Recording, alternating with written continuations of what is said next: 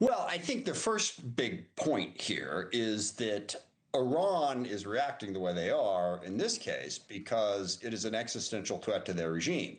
So concluding that Iran doing what they're doing right now was inevitable is not really accurate. Now, that's not to say that Iran wasn't a problem. They couldn't have been doing other things. But as you know, the president and Israel have said that this is a war to eliminate the regime in Iran. So it is an existential threat to them. And it is reasonable to believe that facing an existential threat, people will lash out in a more violent way than they have before. And the second big point to your rabid dog analogy, a rabid dog is about to die.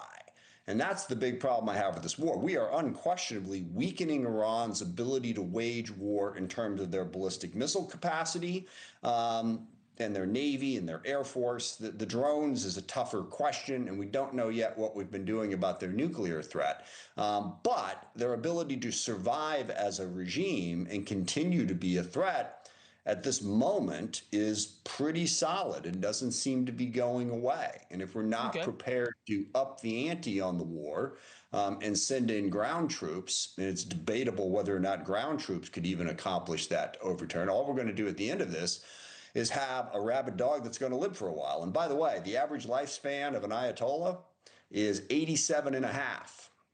They've had two. One lived to 89. The other one lived to 86. We'll see how the third one does, but that's a pretty solid lifespan. The third one is reportedly in a coma without a leg. So I think perhaps that average is going down. We don't know that, there's a reason we haven't seen him, and they're having women read his statements. But neither here nor there. We can all agree, I think, that if America loses this war, it is bad for America. And my question is, whether you agree or disagree with Donald Trump, and you make some salient points, we are in a war that now, even 10 days in, so many are treating like another tax bill to debate. Why don't we say, let's win the war, and then we'll figure out on the back end if there were any mistakes? Well, let's start here. What is winning the war to your mind? Tell me what it is that you think we have to do to win, and then I can answer that question. Well, that's not really my job to say, but it is my job to, I guess, report.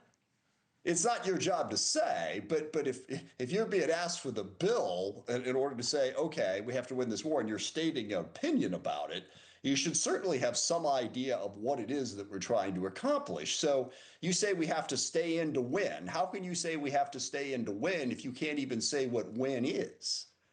Well, I think you could say very easily win is lay down the Iranian regime to a point, or degrade the Iranian regime to report that they're no longer a threat to their neighbors, and that there is a chance that the population can rise up. But this is morphed into something bigger than just a war with Iran. We've now had 4 Islamic terror attacks here in the United States.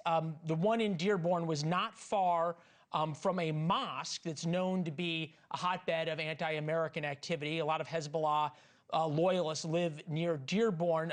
This is just a little bit of one of the sermons from the mosque where they held, I guess, a vigil or a memorial service for the Ayatollah. Take a listen. I know that you love to end this life this way, to be remembered forever and ever, and then end your life after 86 years with Shahada? Wow. When are we going to have to stop talking about attacks as who they attack, they're anti-Semitic, and start admitting forcefully the problem with Islamic terrorism that is now in America? Well, look, we've done this a long time ago, and we have a major problem with violent extremist Islam. There is no question about that. I mean, let's keep in mind, we fought a war on terror. We passed the Patriot Act. We passed the AUMF. I worked with General McChrystal back in the day when we were trying to target the networks of violent extremist Islam. There is no question we have a problem with that. Now, the notion that somehow if we, quote, win this war with Iran, which we apparently can't define what that is, that's going to stop. Sorry. Okay, you're going back to the what if game. I'll give you the flip side. What if in 5 weeks, okay, the Iranians have cried uncle because the bombing campaign has been unrelenting, and the only way for the regime to even think about sticking around or some semblance of it is to cry uncle, or there's enough defections that there's some kind of coup. You have the entire Arab world united around Israel and the United States as they are now and never have been before. China has lost a major strategic partner in a cheap flow of oil, and the United States reigns supreme in the Middle East. If we're playing the what-if game, shouldn't we say, what if that happens? It'd be pretty good? You're confusing your games there, but let me just conclude the point here. Even if everything that you just said happens, that doesn't eliminate the threat of violent extremist Islam. Okay, because these are individual terrorists out in the world. They're not directly dependent upon Iran's support for that to happen. So I hope you understand that the notion that somehow if we go into Iran and accomplish all those things that you just laid out hypothetically, that ends the threat of violent extremist Islam. No, it diminishes it, though. I don't agree with that.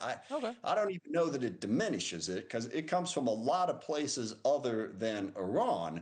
But to the point, okay, is that your objective? Is what you said, is winning this war, accomplishing all the things that you just said? And do you think that we're going to be able to accomplish all the things you just said with strictly I don't know, but I'm willing to root for America until the troops come home. As am I. Okay, that's fair. I mean, that's an outcome I want. It's just an outcome I don't consider likely. And then you've got that next step. Are you going to commit? Because Trump wanted this to be 4 or 5 weeks and then we're out. Are you willing to commit to months, maybe even years, into a much higher bill? Well, that is something that obviously we're going to have to figure out as we go along. Congressman Adam Smith, as always, we'll see you when you're back in D.C., sir.